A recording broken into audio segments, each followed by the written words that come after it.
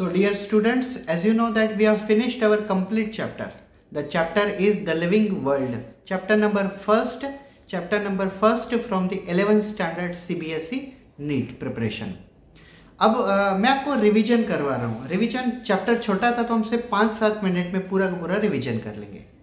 So chapter is the living world, which is related to basic things about the biology, basic things about the nature, basic things about the world. We know that there are different type of a plant and animal are found on in our surrounding nature, in our surrounding premises. This different type of organism collectively it is making one word that's called as a biodiversity.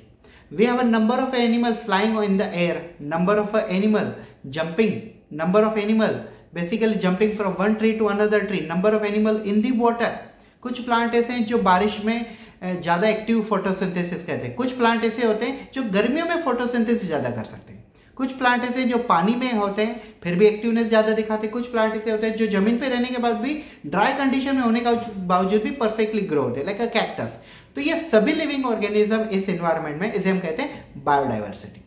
हमने पहला topic देखा होगा इस chapter में, what is living. So living organisms are those organism which shows ability of a reproduction, ability of a growth, ability of a metabolism, consciousness and response to external stimuli. हमने living organism उनको कहा था जिनके अंदर ये 5 important खासियत, 5 important features होते हैं, जैसे growth, metabolism, reproduction, consciousness and response to external stimuli. Then we discuss about the topic. The topic was diversity in the living world. So diversity in the living world was started with a classification. What is classification? Classification is nothing but the you can say it's nothing but the method by which we are arranging the particular object in a distinctive pattern or specific pattern. That's called classification. And main purpose learning classification was to classify organism based on their naming system, and that was we called binomial nomenclature. हमने binomial nomenclature Carolus Linnaeus को contributory ऐसा उन्होंने Carolus Linnaeus ने binomial nomenclature को invent किया हुआ था इस टेक्निक को. इसके लिए हम उनको क्रेडिटेबल पर्सन मानते हैं. Binomial nomenclature is having a 2 naming system. One is a common naming system. Second one is a scientific name. Common name also known as a geographical name, also known as a vernacular name or local name, and scientific name is a unique name, single one. Like a Tulsi, scientific name Ocimum sanctum. Amla, scientific name Imbilica officinalis. Yes, American tamarind, scientific name Phyllanthus dulci. Clear? Mango, Mangifera indica. Is it clear? Wheat, Triticum aestivum. तो ये plant के type है. Animal में cockroach, common name cockroach, scientific name Periplaneta americana. Human being Homo sapiens sapiens. Cockroach हम देख रहे हैं, tiger टाइग्रीना Panthera. फिर हमने ये भी देखा just like frog. So frog is a Rana tigrina. Is it clear guys? So that is about common name and scientific name. Then we discuss about rules of writing scientific name. There are 4 rules. First rule, scientific name should be less than 13 letter and not more than 3 letter. तो scientific name 13 letter से ऊपर नहीं होना चाहिए, 3 letter से नीचे नहीं होने चाहिए. Like Mangifera indica, Mangifera not more than 13, not less than 3 letters. ठीक है. Then second rule, scientific name should be contain 2 epithet. One epithet means 2 words. First word genus, second word species. Genus first letter should be capital and all other letters should be small. And species all letters should be small. Yes. Third rule, scientific name should be written in italic when it is type in computer. जब हम type करते हैं तब scientific name italic font में होना चाहिए. लेकिन जब हम बाय हैंड रिटन लिखते हैं तब उसे नॉर्मल वे में लिख सकते हैं, लेकिन हमें उसके नीचे अंडरलाइन करनी पड़ती है साइंटिफिक नेम की. And fourth rule, scientific name should be end with L letter because L stand for Carolus Linnaeus. We are giving contribution to the Carolus Linnaeus on his work, on his contribution in binomial nomenclature. So this is about common name, scientific name and rule of binomial nomenclature. उसके बाद हमने taxonomic hierarchy देखी. उसमें हमने basic unit, species is a basic unit of classification, modern concept, biological concept, morphological concept, इन साइंटिस्टों के बारे में भी देखा.